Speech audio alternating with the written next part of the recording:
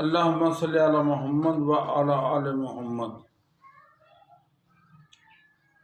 دوستو، اس کائنات میں اگر کسی چیز کی قیمت ہے، قدر ہے، جس کے بغیر گزارا نہیں، نہ انسان کا نہ انسانیت کا، وہ ہے انسان کا دل۔ اگر انسان کا دل زندہ ہے تو انسان بھی زندہ ہے، اگر انسان کا دل زندہ نہیں تو انسان مردہ ہے۔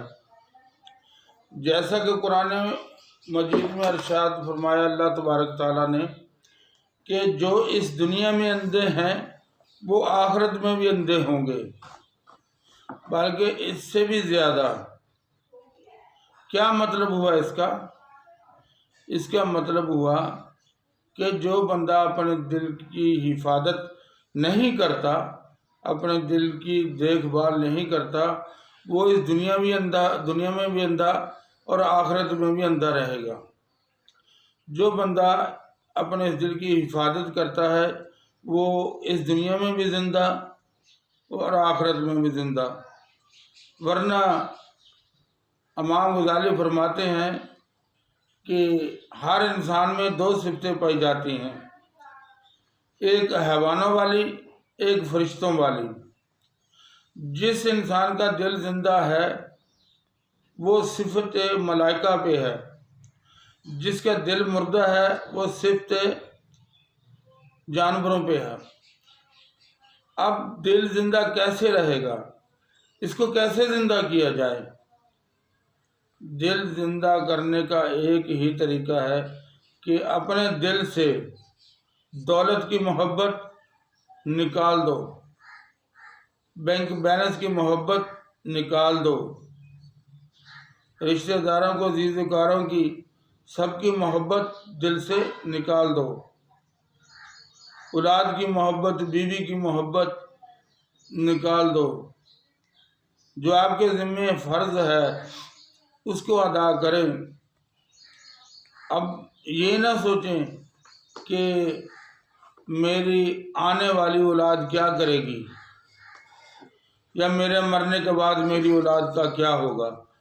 جو بندہ یہ سوچے کہ میرے مرنے کے بعد میری اولاد کا کیا ہوگا، یہ سمجھ لیں کہ اس کا دل مردہ ہے، کیونکہ جس اللہ تبارک تعالیٰ نے تجھے پالا ہے وہ تیری اولاد کو بھی پالنے پہ قادر ہے۔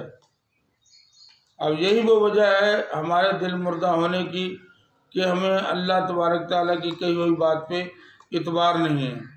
اگر آپ لوگ اپنا دل زندہ رکھنا چاہتے ہیں تو پھر دنیا کی محبت ختم کرنی پڑے گی، کیونکہ اللہ تبارک تعالیٰ خود ارشاد فرماتا ہے کہ نہ میں 7 آسمان میں سما سکتا ہوں، نہ 7 زمینوں میں ایک مومن کے دل میں رہ سکتا ہوں۔ اب کتنا بڑا ہے مومن کا دل؟ اس کا مطلب ہوا کہ انسان کا جو دل ہے یہ 7 زمینوں 7 آسمانوں سے بڑھ کر ہے۔ اب اس دل کو زندہ کیسے کیا جائے؟ اس کی حفاظت کیسے کی جائے؟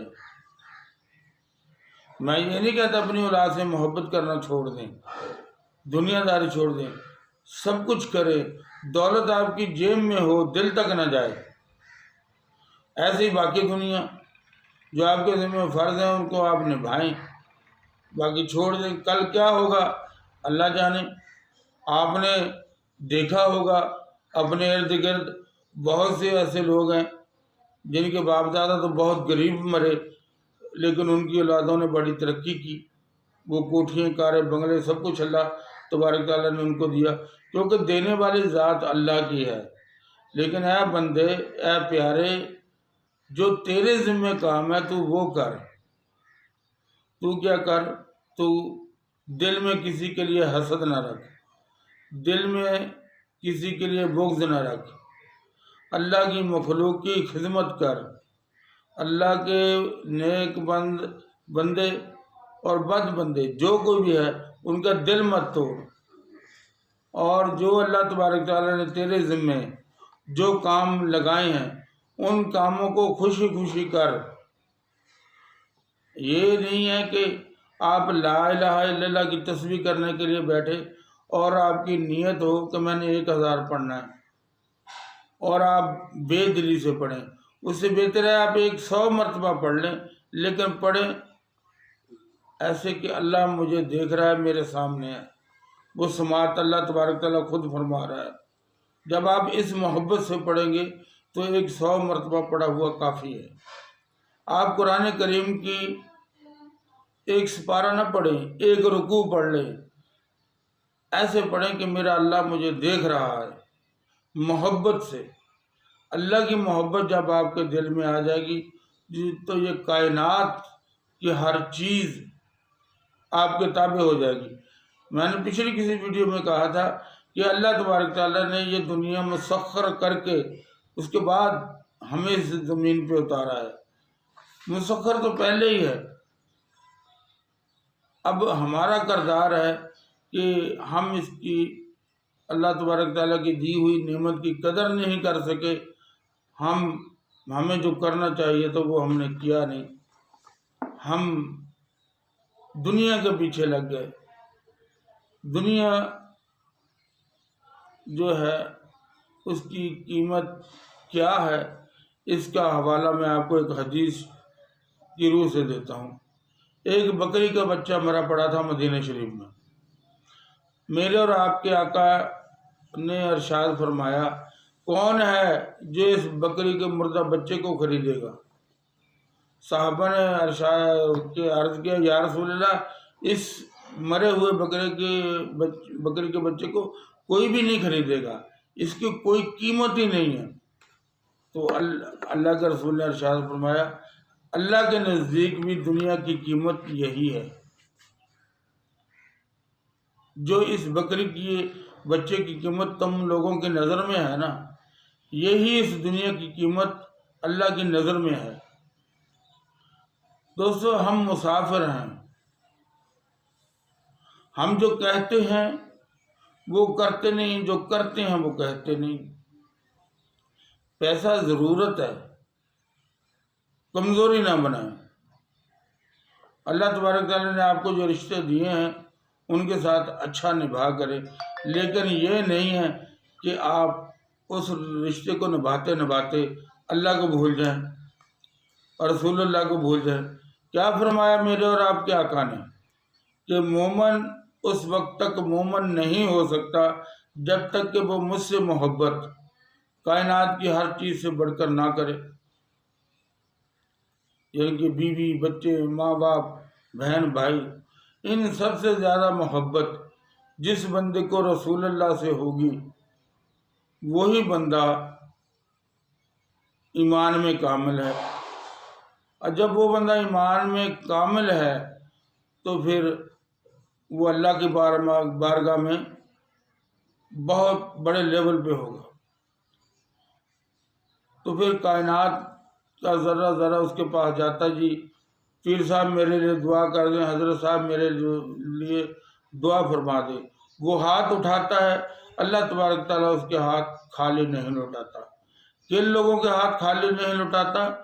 جو لوگ اپنے دل کی حفاظت کرتے ہیں، جو لوگ اپنے دل میں اپنے اللہ کو رکھتے ہیں، جو لوگ اللہ کے سوا کسی کے آگے نہیں جھکتے، جو لوگ کہتے ہیں یہ تکلیف بھی اگر آئی ہے تو میری اصلاح کے لیے آئی ہے، جو لوگ بھی اللہ کو اپنے دل میں 24 گھنٹے رکھتے ہیں، اللہ کی یاد میں رہتے ہیں، وہ لوگ ایسا نہیں ہے کہ وہ جنگلوں میں رہتے ہیں، وہ اسی دنیا میں رہتے ہیں، وہ کام دھندہ بھی کرتے ہیں، وہ روزی بھی کماتے ہیں اپنے بچوں کے حلال رزق، لیکن ان کا دل جو ہوتا ہے وہ 24 گھنٹے اللہ کی بارگاہ میں حاضری دیتا ہے۔ جب آپ کا دل اللہ کی بارگاہ میں حاضری دیتا رہے گا پھر آپ کا کام بھی عبادت بن جائے گا۔ آپ یقین مانیں، آپ کو پھر منصنوعی چیزوں کی ضرورت نہیں پڑے گی کہ اس طبیعت کا چلہ کر لیں، یہ کر لیں، وہ کر لیں۔ یہ تو بہت چھوٹی چھوٹی چیزیں ہیں۔ جب آپ 5 وقت نماز پڑھیں اور تہجد کی بھی کوشش کریں، جب آپ کا دل زندہ ہو جائے تو پھر کائنات آپ کی مٹھی میں ہے، ورنہ آپ کرتے رہیں چلے، جادو جنات کے لیے آپ کرتے رہیں چلے، حاصل کچھ بھی نہیں. کیا کرو گے؟